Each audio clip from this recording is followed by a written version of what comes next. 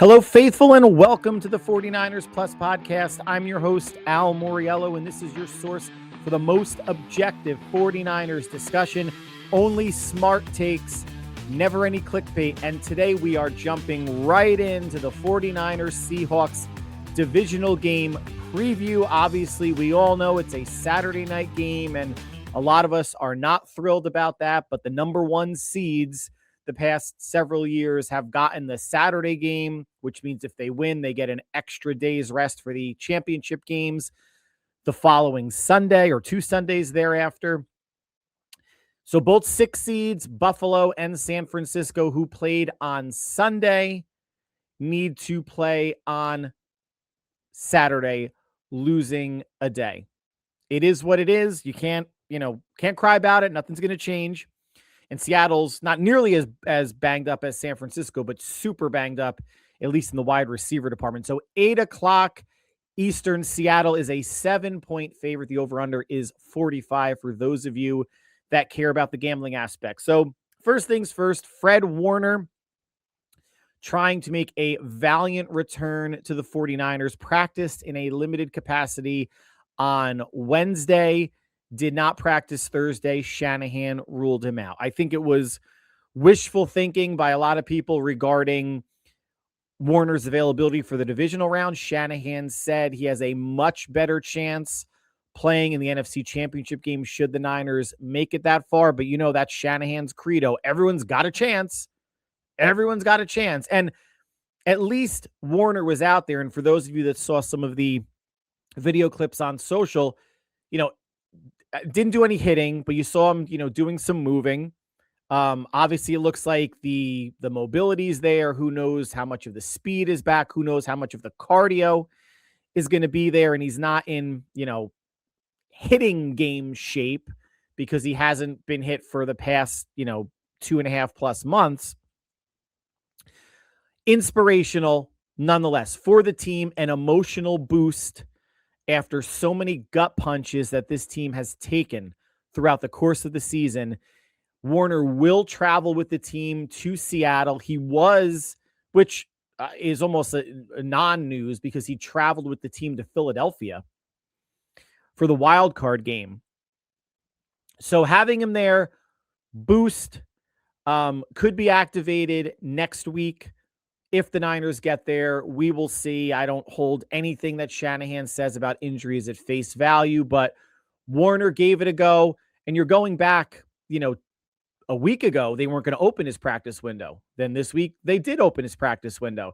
So obviously there's progress being made, just not nearly enough. And I think it's the right decision. Although per Warner, everything's been discussed with doctors and scans and science about, not putting himself at any extra risk of re-injury.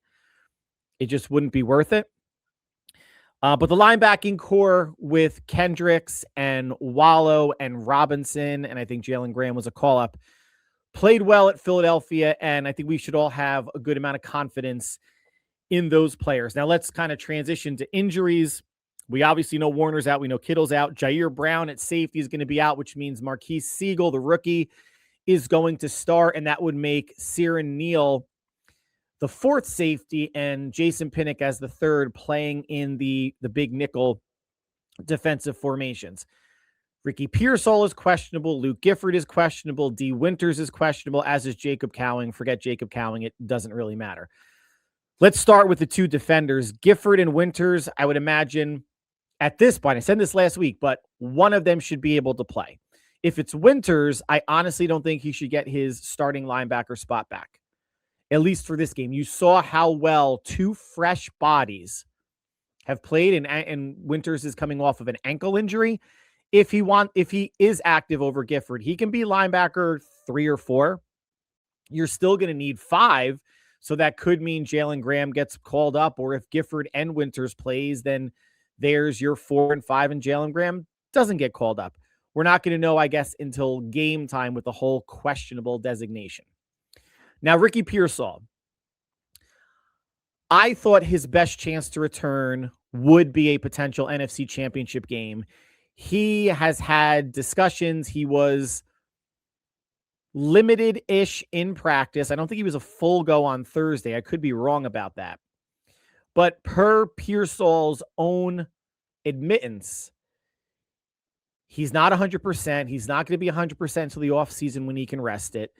The explosiveness isn't quite there. Pseudo quotes. I didn't get that verbatim, but that's basically what he said. One, it's better than having Sky Moore or Jordan Watkins on the field for important snaps. That only matters if Pearsall's knee holds up. Every time he's come back, or when he came back against the Bears, it got re-injured and he played through it. Hopefully it's enough that he can play through the Seattle game. And if they win, obviously play the NFC Championship game. And if they win Super Bowl, let's not get ahead of ourselves. But Pearsall on the field at 100% helps change the dynamics of the 49er offense, especially with Kittle out. Pearsall at 80-85% is still an improvement over whoever that bottom of the roster wide receiver would be that gets playing time. Last week, it would have been Malik Turner. Jordan Watkins was not on the game day roster. And Turner, I know, got some snaps, but didn't really do all that much or anything against Philadelphia. It was more for special teams. Kyle said Pearsall would not be on a snap count, but they are aware of his physical situation, so he wouldn't be playing his normal amount of snaps. Kyle, that means he's on a snap count. I understand they're not going to limit it to, if a game is 65 snaps, they're not going to say he can't play more than 40, but he's obviously not going to play his full workload. So to me, that is a snap count. In terms of the whole questionable designation, I haven't seen a probable injury designation from San Francisco in a while. Do the Niners not use probable anymore? Now, some of these players, if Pearsall has been questionable in the past, I would actually argue he was been doubtful in the past with a questionable designation. Gifford and Winters were, I think in my mind, doubtful last week with a questionable designation. Maybe there's no one on the roster right now that should be probable, but I haven't seen a probable designation used for this 49er team in a while. And maybe that's just reflects how banged up these players are, but I just found it interesting. Started to talk about practice squad elevations. I think it's going to be probably the same as last week. I think Malik Turner gets elevated for special team ability, but also to bump Jordan Watkins off the roster or off the game day roster and hedge against any potential injury that Pearsall may sustain during the game or if he's unable to go pregame. And I think the other elevation, and the Niners are going to have to do that sometime, I'd imagine today, I'm recording this Friday morning since their game is Saturday night, would either be Jalen Graham or Kaiser White. Now, just so you guys are aware, and I'm sure nobody's keeping track, and I just looked this up for my own edification, Malik Turner and Jalen Graham have been elevated three times already. Twice in the regular season, once in the playoffs. Per NFL rule, unless Google is giving this to me incorrectly, a player can be elevated three times in the regular season. For a fourth regular season game, they need to be promoted full-time to the active roster. In the playoffs, apparently, there are unlimited practice squad elevations for players. So even though Malik Turner, granted, he hit 2 in the regular season, the third one was against the Eagles. Same with Jalen Graham. Turner and Graham can keep getting elevated through the Super Bowl if they make it there. There are no limits. Good to know, again, assuming Google and the internet was correct. Now, the Seahawks do have some injured players. One who is not injured is tackle Charles Cross, who did not play the first time. He will play. His backup tackle is not playing. So if Charles Cross goes down, they're going to be down to their fourth string tackle. Sam Darnold showed up on the injury report, I guess, yesterday with an oblique injury, and he's labeled questionable. Again, Sam Darnold is playing. How it's not a probable designation, I think if you want to break it down by percentages, probable is like 75% chance he's going to play. Questionable is 50. Doubtful is 25%. Sam Darnold's going to play. He shouldn't even be, I guess you have to disclose the injury, since it was something that I guess not held him out of Thursday's practice, but he started the practice and then pulled himself out. So you have to disclose that, but Darnold's a probable. Who are we kidding? Drew Lock did get some first-team snaps, but that's just to be extra cautious. Now, how much this injury is going to affect him? Could it affect deep throws? I'm not a physician, an orthopedic surgeon, a physical therapist. I'm not sure, but just like with any player, Darnold is one hit away from being knocked out, whether it's a concussion, whether it's turning his ankle, or something happened in that oblique area and it's the right side. It's his throwing side, that, because I saw, video clips of him with that Theragun, that massage gun, massaging the right hand area of his upper torso. Something to keep an eye on. Now, I don't think Clint Kubiak is going to put Darnold in a situation where he has to play hero ball and throw it 40, 50 yards downfield. They want to keep it as simple and safe on Darnold as possible. So the injury should not affect him unless there is some sort of physical attack, tackle, strain that's going to cause Darnold to injure that oblique. And we know with the 49ers pass rush and a healthy Charles Cross, I don't think the Niners D-line is going to get anywhere near Darnold. An injury, a more serious injury to that oblique, is going to have to be of Darnold's own doing. And let's transition to the Niners. And on defense, Robert Saleh was asked by the media what they need to improve this time around against Seattle. Here are a couple quotes. First, quote, "We need to do a better job on third down, which means we need to do better on first and second down in terms of limiting leaky yardage that we allowed. It felt like after the first quarter, we settled in and played the run game very well." There's another quote, then I'm going to get into the run statistics. Second quote, "There were a couple of plays early in the game, obviously the 3rd and 2 that went for a touchdown, the 3rd and 17 that inflated the numbers more than we would have liked. But overall, we felt like we really settled in the last 3 quarters with regard to the run game." All right, as we remember, felt like the Seahawks just ran roughshod through San Francisco to the tune of 39 rushes for 180 yards and a touchdown. In the first quarter, the Seahawks ran it 9 times for 67 yards and a touchdown. That was Zach Charbonnet's 27-yard touchdown round the left side. That means the rest of the game, Seattle ran it 30 times for 113 yards, which is not quite 4 yards a carry, but it's also not 30 times for 85 yards, right? They still got the volume. If you want to take away Kenneth Walker's 19-yard run on 3rd and 17, then you're talking about 29 rushes for basically 95, 96 yards. Still nearly got 100 yards through 3 quarters against San Francisco. Mathematically, Saleh is correct. They gave up 67 yards in the first quarter. You multiply that times 4, that's 268 yards for the game. They ended up with 180, which is under 268, but it's still a good amount. And it's the volume. And everything Saleh said was right. The Seahawks stayed ahead of the sticks, right? Stayed ahead of the chains on first and second down. Gave Darnold easier passes on second and third down, or were able to pick up rushing down first downs on rushes. All that needs to change. And we're going to go over some interesting stats in a minute, but we all know what went wrong on the defensive side of the ball. The theme of the game was the Niners got bullied. San Francisco got bullied on both lines, on both sides of the ball. That is the fundamental thing that needs to change. If you stand up to the bully and match the bully's physicality and power and what they're trying to do, then yes, the rushing game and attack for Seattle lessens. It'll put more of the onus on Darnold, and he's battling a little something with the oblique. Could change the dynamics and perspective of the game.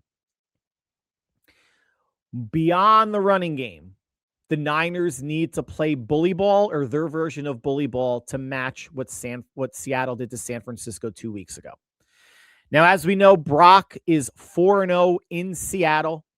He's 2-2 versus McDonald as the Seahawks coach. He's 2-3 against McDonald if you want to count the game from 2023 when McDonald was the defensive coordinator of the Ravens on Christmas night. So Brock has had his troubles with this type of defense. But let's go over the last 4 games, Niners and Seahawks, since Mike McDonald has been the head coach. Last year in Seattle, 36-24, Niners win. Later in the season in San Francisco, 20-17, Seattle win. Week 1 this year, 17-13, San Francisco win in Seattle.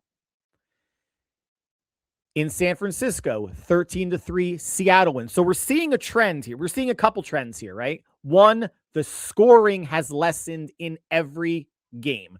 From the total score, the winning team score, and the losing team score has consistently decreased in every game, whether that's situational, coincidence, dumb luck, if that phrase even makes sense in this scenario. It's a thing. That's trend number 1. Trend number 2, the home team has lost every game. Trend number 3, it's Niners, Seahawks, Niners, Seahawks. The next game is in Seattle. And based on this, every other, Niners might be due for a win. Plus, the Niners are on the road, and the home team has not won a game since Mike McDonald has been the head coach. Now, let's dive kind of a little bit more. Let's just talk about quarterback play and rushing yards, those 4 games, starting with the first one, where the Niners won. Purdy went for 255 and 3 touchdowns. Niners ran it 33 times for 228 yards and a touchdown. Second game in San Francisco, Niners lose. Purdy goes for 159, 1 touchdown, 1 interception. They ran it 27 times for 131 yards and a touchdown. Third game in Seattle earlier this year, the Niners win. Purdy goes for 277, 2 touchdowns and 2 interceptions. They run it 36 times for 119 yards. Last game 2 weeks ago, Purdy goes for 127, no touchdowns, 1 interception. They ran it 12 times for 53 yards. So we see the rushing output the last 4 games has decreased for the Niners. 228, 131, 119, and 53. Whether Seattle is catching on to what the Niners are doing and preventing them from running the ball, I don't know. But at least before last game, the number of rushes has stayed above 25, 33, 27, and 36 before it got down to 12, where the Niners were really just taken out of every facet of the game, but especially running the ball. 3 out of the 4 games, the Niners have run the ball pretty well, with their worst of the first 3 being 36 for $119, which is still not bad at all. Now let's look at the Seahawks. Geno Smith was the quarterback for the first 2 games. Lost to San Francisco at Seattle. Geno goes for 312, 1 touchdown, 2 picks. They ran it 20 times for 52 yards. Second game, Geno goes for 221 in a win. No touchdowns, 1 interception. They ran it 23 times for 94 yards and 2 touchdowns. Next game, they lose. Week 1 of the season, Darnold goes for 150 yards. They run it 26 times for 84 yards and a touchdown. 2 weeks ago, in a win, Darnold, 198. They ran it 39 times for 180 yards. 2 weeks ago was the only time the Seahawks went over 100 yards. Otherwise, you're at 52, you're at 94, and you're at 84. 94, you're splitting hairs, 6 yards to 100, whatever. But you can see they've gone from 52 to 94 to 84 to 180. The last game for Seattle under Mike McDonald was the rushing anomaly. Just like for San Francisco, the run defense for Seattle, that was the rushing anomaly. 12 rushes for the Niners for 53 yards. When you break it down even further, I just went and looked at 4 metrics, stats, whatever you want to call it, from the 4 games. Who wins the rushing battle? Who wins the time of possession battle? Who wins the turnover battle? And who wins third down conversions? For the first 3 games, the Niners won all 4 of those for every game except the first game in Seattle, 36-24 in 2024. Seattle edged out the third down conversions difference by a couple percentage points, nothing big.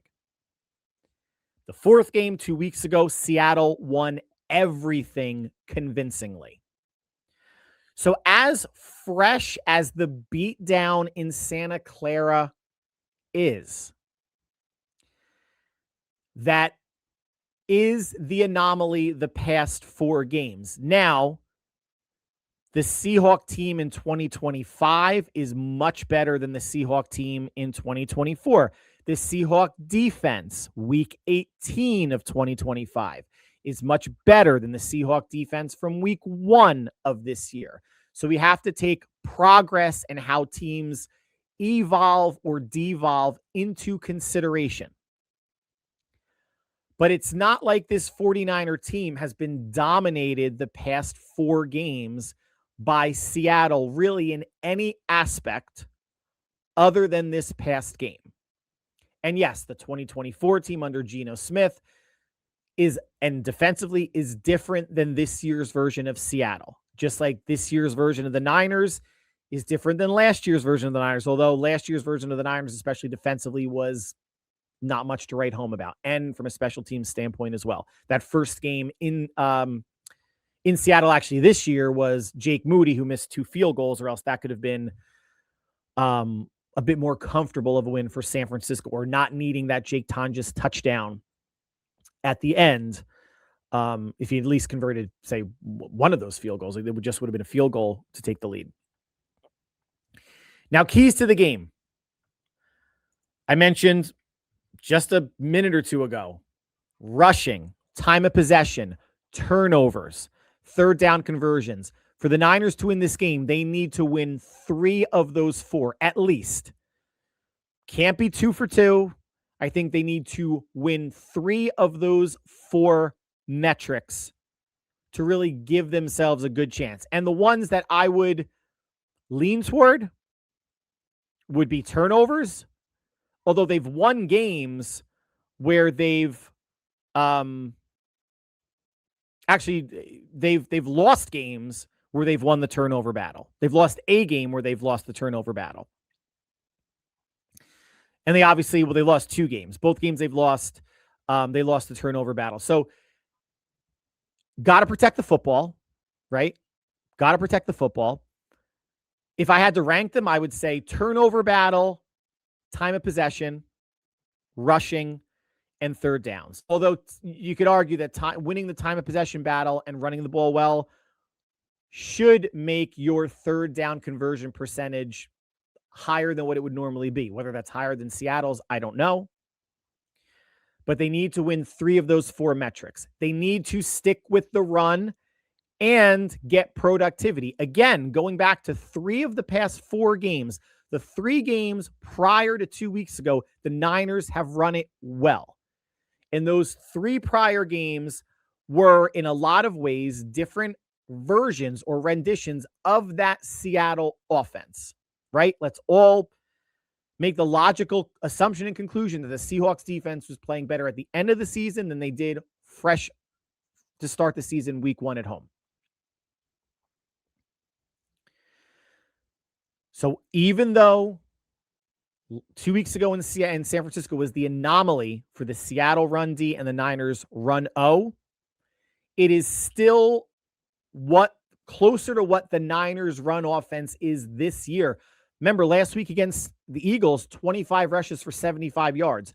So a little better than the 12 for 53 that Seattle held them to, but it's not like the Niners against a worse run defense in Philadelphia performed all that much better. That's still only 3 yards to carry. And McDonald and the defensive staff are going to key on the run. The game plan is take McCaffrey away, put pressure on Purdy, and make Purdy beat them. Purdy is extremely capable of beating them. And for all of the Purdy played such a bad game, and Darnold played well, or he was, efficient. Sam Darnold had only 1 more completion on 1 fewer attempt. If you want to say that Darnold lit it up, although he obviously didn't, He obviously didn't.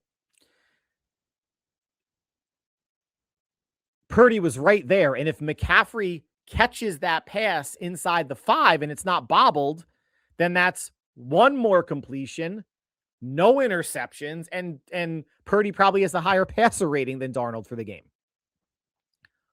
Water under the bridge just 2 weeks ago, it doesn't really matter. Kyle's got to draw up some crossing patterns and man beaters. Obviously, you in your routes and your progressions and your route combinations, you're going to need to have some players running deepish, whether it's deep outs or posts, the deep to intermediate, in breakers that they like to run. But there needs to be more crosses. Seattle plays a combination of man and zone like all teams do, but their zone turns into man, where once a receiver gets into the defender's area, they will stick to that player man to man. Not all the time. McDonald does a nice job disguising coverages.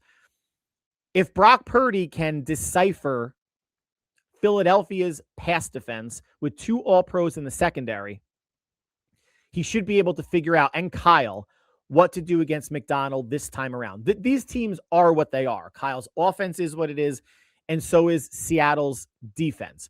Is each team going to, are the teams going to throw in a wrinkle here and there? Sure. But if I can understand as a flag football coach, the second I see a team playing man-to-man, we have a default where we change the formation. We have 4 receivers on one side, 1 receiver on the other. Those 4 receivers run a slant through the solitary receiver's side.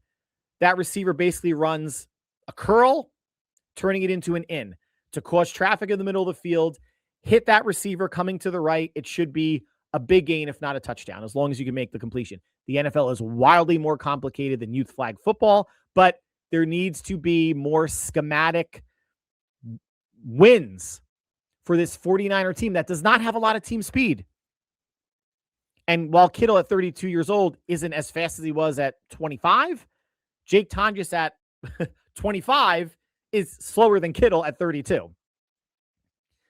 They're going to they don't have anybody to take the top off the defense, but you can run decoys and just run people off. Sky Moore, come on in, just run a corner and a safety off.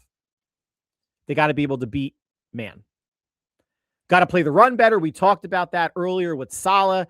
Clint Kubiak wants to run it. He wants to protect Darnold. Sam Darnold in his 2 games against San Francisco has yet to throw a touchdown or an interception.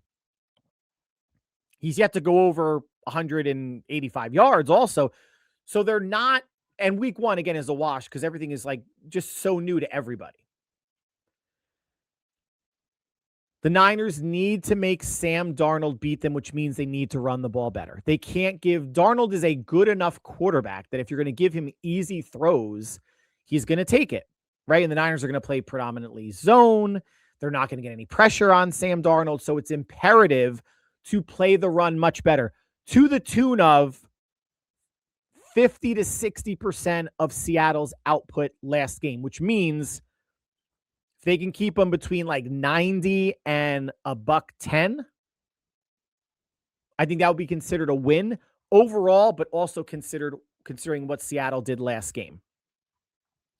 And I said it earlier, they need to match Seattle's physicality. Seattle was the bully in week 18. Seattle has been the bully against the majority of teams they played this year. That's why they're 14-3. That's why they have the number 1 seed. Seattle is going to be playing downhill defensively all game. The Niners need to match that. Having Trent Williams back is going to be a big help, although he let the most amount of pressures up last week against Philadelphia. Granted, that first game coming off of the hamstring strain, not on the injury report at all this week, which is great. Does that mean he's 100%? No, he should be a probable. You have to figure he still has some sort of soreness, lingering effects of the hamstring that would make Trent Williams a probable designation, but he's not on the injury report. Whatever. Fine. They're going to play downhill. You got to protect Brock. And you need to attack their defense. Shanahan's, he definitely doesn't call plays scared, and the offense doesn't play scared. A lot of everything's going to be underneath with Seattle because, again, the Niners don't have burners. And you saw at times in Week 18, Seattle was just playing the numbers in. They weren't really worried about outside the numbers too much. And that's fine because that's really where San Francisco's offense historically under Shanahan is played. But tunnel screens, screen passes, swing passes, getting Seattle's defense to spread out. And I'm no offensive coordinator, but if this is a defense that at times is going to crowd between the hashes, between the numbers, then you have to keep them honest and test them outside. And you want to say test them everywhere. Brock needs to be smart with the ball, but Seattle is attacking you offensively. You need to stand up to the bully and punch back offensively, whatever that looks like, whatever Kyle's drawing up, but they need to be the aggressor. They need to match that aggressiveness offensively, and they have to show some aggressiveness defensively. And I know I always equate it to there's no pass rush. And again, Salah's doing a really great job. And as much as he is doing a great job, I would love to see a little bit of Brian Flores's blitzing the shit out of teams at times. Salah might be a handful of times a game, and a handful to me is no more than 4 or 5. You can argue that Brian Flores brings it way too much, but Sam Darnold is the type of quarterback that you may want to bring it way too much. Get him to see ghosts and make quicker decisions, and maybe that blitz clogs up running lanes, whatever it may be. But there was no, even against Philadelphia, and it worked, bend but don't break will not always work. And Sam Darnold may not be a good enough quarterback to capitalize on that if the running game isn't there. But the Niners need to play all gas, no brakes at more often than they have been as it pertains to attacking the line of scrimmage and getting after the quarterback. Go down swinging. Test the waters. See how the first quarter and a half goes. Because it feels like Salah's defense sometimes starts out slow and then he understands what the offense is doing. Didn't happen against Seattle 2 weeks ago. Did happen against Philadelphia. But then again, Patullo, who's been fired as the OC, and that dysfunctional Eagles offense kept the Niners in that game just as much, if not more so, than the Niners defense actually did. So prediction time. I think this is going to be a low-scoring game. I think it's going to be under the over-under of 45. As I mentioned earlier, the scoring has gone down every game. Total scores from 60 to 37 to 30 to 16. I don't think that means these teams are going to combine for less than 16 points. I think points are going to be at a premium for San Francisco, and I think Seattle is going to play conservative enough so Bad Sam doesn't come out, which I think will limit or cap their offense from a point standpoint. Shanahan, I just said a couple minutes ago, not that he calls plays scared by any means, but it's an offense that sometimes struggles scoring points against really good defenses. Now, scored 23 against Philadelphia, a top 5 scoring defense. Seattle's the number 1 scoring defense, at least in the regular season, allowing 17 points per game. It's interesting to me when you're looking at some of these home games that Seattle has had. The Bucs scored 35. The Texans, with a struggling offense, scored 19. Cardinals scored 22. Colts, with Phillip Rivers in his first game in 5 years, scored 16. And then, of course, the Rams scoring 37 in that overtime game. It leads me to the why did San Francisco struggle 2 weeks ago? And why may San Francisco struggle in the divisional round when you see teams, especially the Texans, the Cardinals, and the Colts, who are not in the same stratosphere as San Francisco offensively, might put up more than what the Niners are going to put up on Saturday night, meaning the Texans put up 19, Cards put up 22, Colts put up 16. I think the Niners are going to be hard pressed to top the Cardinals 22 points. I really think that. But how did the Cardinals score 22 points? What is it about them? What is it about the Texans that they got 19 with that putrid offense? The Colts with Rivers, like it's going to surprise again. Should the Niners struggle again for 2 straight games against this Seattle defense, it just makes me look at other teams, and it's not even counting games on the road where the Titans scored, I think, in the low 20s against Seattle, and Seattle only won that game by a touchdown. How or why Shanahan and the Niners with this personnel, missing Ayuk, missing Kittle, Pearsall being hobbled. I understand they don't have, still got, obviously, McCaffrey and Tonjes, I think, is going to fill in admirably for Kittle. I don't think he's going to have a DeMarcus Robinson versus the Eagles type game. That would help. But again, they need these role players to pick up their game. And you're obviously going to need to knock on wood or everything near you to hope that Pearsall can make it through the game. Now, for those of you that have been listening to the podcast for, say, the past several months or longer, thank you so much. I greatly appreciate it. And if you're new to it, hopefully we can keep you for the long haul.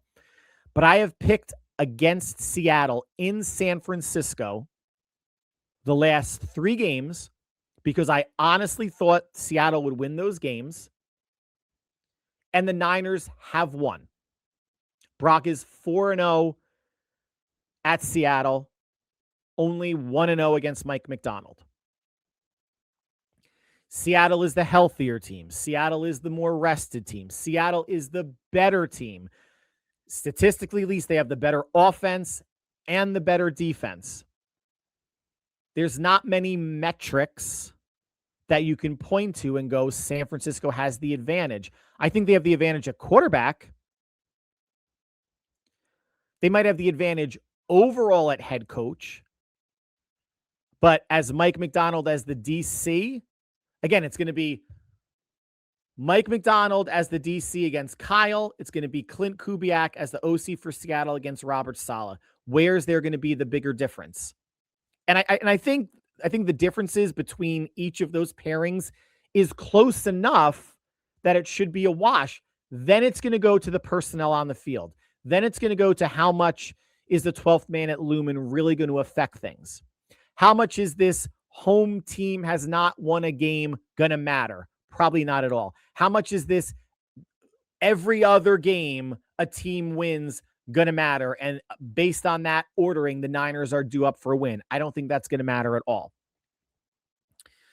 And I will say, if the Niners season ends Saturday night in Seattle, we should all, as fans, even though we're hungry for more, be so proud of what this team has done in a rebuilding year to start, where not much was expected of this team, incorrectly by moron media members and fans who are too emotional. Remember, I said 11-6 and win the West. I didn't get win the West right, nor did I get the record right because I went 12-5. And I figured, a divisional round maybe felt about right for this team. Especially if they won the West, they would have gotten a home game, and who knows where they would have been playing in the second round. Kyle Shanahan in the playoffs. When he makes the playoffs, he at least makes the NFC Championship game. Is that streak going to continue Saturday night in Seattle? I'm going to say no. I have Seattle winning this game 23-16. So 39 total points under the 45 over-under. I think it stays right around the spread. If I can find a spread for 7.5, I might take San Francisco. Would I be shocked if Seattle won it 23-13 or by 10 or more? No. It's either Niners win, Seahawks win close, 1 score. Niners win close, 1 score. Then the next logical choice would be Seattle wins big, and the shot in the dark is Niners win big. Those are your 4 possible outcomes, which I highly doubt happens. It's the NFL. Turnovers, special teams, points, touchdowns can change the complexion of any game. But it's hard to find more check marks in the Niners corner right now, or column, than in Seattle's. And that's nothing to be ashamed of. The year that the Niners have had, having Trent And having 85% Pearsall would help. It would have helped a lot more to have Kittle. Would have helped a lot more should Warner have been able to play, say, at 90-ish percent. But there's still so much more else going on with the team that's just not quite right, not being able to find the running game all year. Do we think they're magically going to find it against Seattle, who's a top 5 run defense this game? No. But they're going to have to try. You can't give up on it. You got to keep Seattle honest. This has been a major tip the cap year to Kyle Shanahan, Robert Saleh, John Lynch, and all the players that have been playing next man up for San Francisco. I think the season ends in Seattle. I'm going to be rooting my ass off and really hoping that it doesn't, because once the Niners lose, there's no more Niner football for 6 months. But it should not take away from the inspirational, semi-magical year the 49ers have had, and sometimes the gas tank just runs out. And I think this is the game where it does. Like always, I want to thank you for taking time out of your busy schedule to make us part of your viewing or listening routine. I hope I'm wrong. I hope me picking against the Niners again for a 4th straight time in Seattle adds some luck to the Niners side. We will see. But the Niners have given the majority of us 2 more games, 2 playoff games. That's 2 more games than a lot of us thought we would get this year. And the first one was great to knock the Eagles out. This one will be great to knock the Seahawks out. If it doesn't happen, on to next year, and you still look back pretty fondly to say, you know what? With everything going against them, this team played their ass off. And there's a lot that we as fans, players, coaches, everybody involved can take away from a season like this. Whatever you do between now and we speak again, which will be probably Sunday as a reaction show to the divisional game, stay happy, healthy, and safe. Go Niners. We will see. Take care all.